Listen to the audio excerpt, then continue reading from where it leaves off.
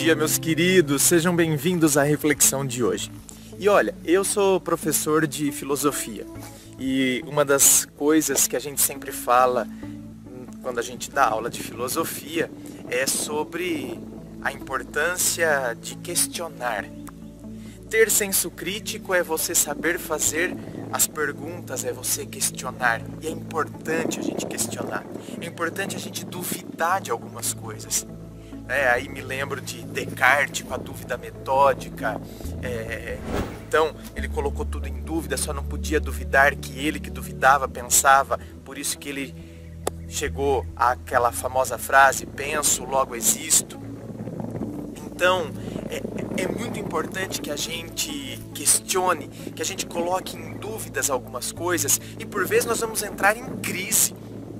Quando a gente questiona, porque a gente começa a questionar as estruturas no qual nós estávamos apoiados. E é interessante que às vezes, sabe, algumas estruturas precisam ser demolidas para que a gente edifique outras, como por exemplo, aquela estrutura de sempre esperar que o outro venha me fazer feliz, de sempre esperar ou acreditar que então é sempre o outro motivo da minha infelicidade, assim como tem que ser sempre o outro motivo da minha felicidade. Eu ficar procurando a metade da laranja, a tampa da panela. Você vê, é necessário questionarmos, colocarmos por vezes em xeque as estruturas na qual nos apoiávamos, para que depois então a gente possa se edificar novamente, que a gente possa crescer a partir de uma nova estrutura de pensamento, que a gente possa ter uma nova atitude, e a gente só vai ter novas atitudes quando a gente questionar a maneira como a gente pensa, aquilo que nos orienta teoricamente falando. Então, às vezes as pessoas dizem, é muito blá blá blá, é muita teoria. É necessário que a gente questione, que a gente comece as mudanças no pensamento, que a gente comece aqui as alterações para que a vida prática receba os reflexos. Porque veja bem, a gente só vai mudar alguma coisa quando a gente começa a questionar aqui. Aí as nossas ações são reflexo daquilo que a gente pensa. Por isso que a gente tem que se questionar. Coloque em dúvida os seus medos, por exemplo.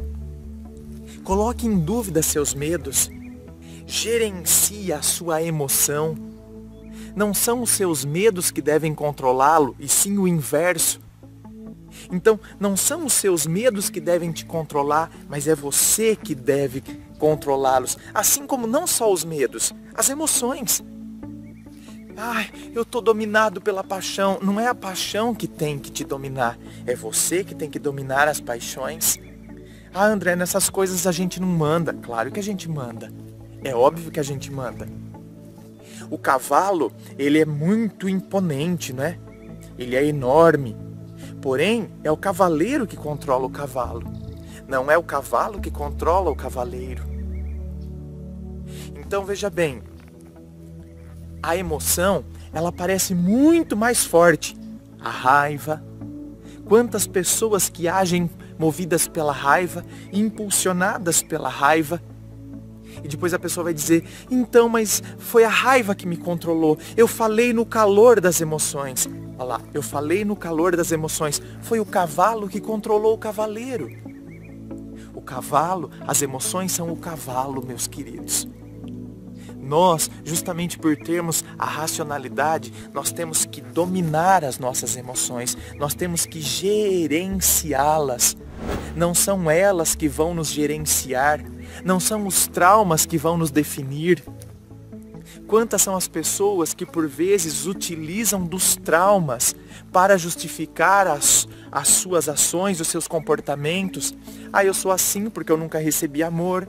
Eu sou assim porque meu pai sempre bateu em mim. Eu sou assim porque eu vi a minha mãe apanhando do meu pai. Eu não estou falando que isso não é horrível.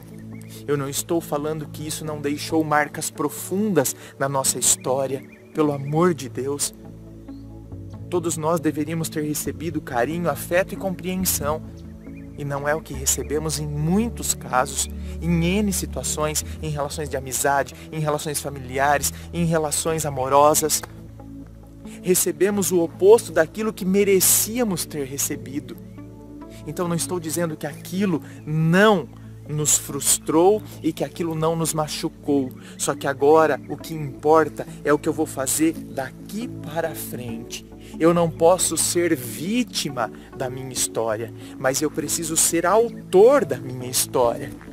Eu preciso aprender a me posicionar e escrever os capítulos que eu quero escrever de hoje em diante, do que eu simplesmente ficar sentado na arquibancada da minha própria vida, da minha própria história e falando as coisas que aconteceram e como se eu fosse só um reflexo disso tudo. Eu só sou um espelho que reflete o que eu recebi. Eu não posso ser só um espelho que reflete aquilo que os outros projetam em mim. Eu preciso aprender a eu me projetar, eu me lançar. E eu vou começar a fazer isso quando eu começo a gerenciar as minhas emoções. Quando eu avalio o terreno antes de entrar numa relação amorosa, por exemplo. Eu estou gerenciando essa emoção, que é o gostar, que depois pode ser tomado pela paixão e que depois pode vir a ser amor. Mas a gente começa a analisar e gerenciar do que ser tomado por aquela emoção, do que ser tomado pela raiva, do que ser tomado pela impulsividade, do que ser tomado pelo orgulho. Questione-se. Do que ser tomado pelo medo, o medo de amar, o medo de gostar, o medo de confiar, o medo do novo. E tudo isso nos amarra, tudo isso nos impossibilita de viver a vida na sua intensidade. Não são os seus medos que têm que controlá-lo, não são as suas emoções que têm que controlá-lo, somos nós que temos que controlá-los.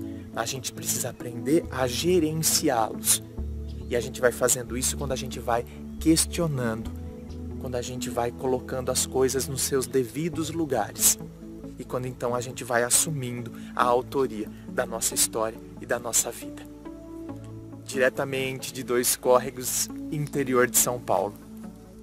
Beijo no coração e um ótimo dia para você.